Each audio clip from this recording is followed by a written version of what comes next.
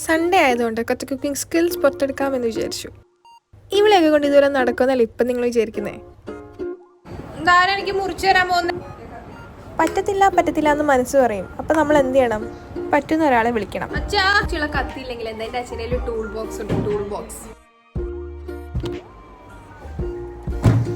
ഇതുവരെ നടക്കുമെന്നല്ലേ. നടന്നു ഗൈസ്, നടന്നു. സക്സസിൻ്റെ അകത്ത് വെള്ളമില്ല. എന്താ വരാനൊരു മടി പോലെ? ചെറുതായിട്ടൊന്ന് കുലുക്കേണ്ട ആവശ്യം ഉണ്ടായിരുന്നുള്ളൂ. ഒരു എക്സ്ട്രാ പുഷ്. നല്ല മധുരമുണ്ട്. കരിക്ക് വെള്ളം. വെയിറ്റ് കുടിച്ചു തീർക്കരുത്. ഇതുകൊണ്ട് പലതും ചെയ്യാനുണ്ട്. അപ്പം നമുക്ക് കാര്യത്തിലേക്ക് വരാം. ഇനി ഞാൻ ടെൻഡർ കോക്കനട്ട് പുഡിംഗ് ഉണ്ടാക്കാമെന്ന് വിചാരിച്ചേ. ഉണ്ടായി വരുമോ എന്തോ. അപ്പം ആദ്യം സ്റ്റെപ്സിൽ നിന്ന് തന്നെ തുടങ്ങാം. ആദ്യം കരിക്കും വെള്ളം ഒഴിക്കുക. അതിലേക്ക് ആവശ്യത്തിന് മധുരത്തിന് വേണ്ടിയിട്ട് പഞ്ചസാര ഇട്ട് കൊടുക്കുക. പിന്നെ നമ്മൾ കുതിർത്ത് വെച്ചിരുന്ന ജലാറ്റിനും കൂടെ അതിനകത്തേക്ക് ഒഴിച്ചു കൊടുക്കുക. ഇതിനി കിടന്ന് തിളയ്ക്കണം. നന്നായി തിളച്ച് കഴിഞ്ഞാൽ മാത്രമേ നമ്മളത് വേറൊരു പാത്രത്തിലേക്ക് ഒഴിച്ചു വെക്കാൻ പാടുള്ളൂ. എന്നിട്ട് ഇത് ജെല്ലി ആയിട്ട് വരണം. അതാണ് നമ്മുടെ മെയിൻ എയിം.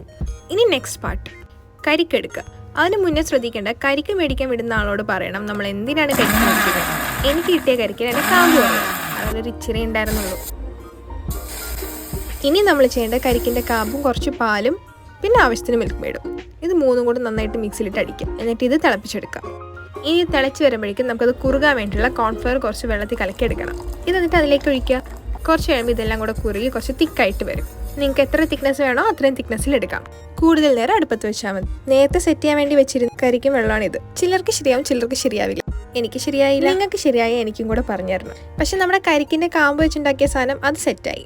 അത് പക്ഷെ പുഡിങ്ങൊന്നും പറയാൻ പറ്റില്ല. ആദ്യമായിട്ട് ഉണ്ടാക്കുമ്പോൾ വീട്ടുകാർക്ക് കൊടുക്കരുത്. നമ്മൾ തന്നെ തിന്നണം. നമ്മൾ കാരണം അവർക്കൊന്നും സംഭവിക്കരുത്.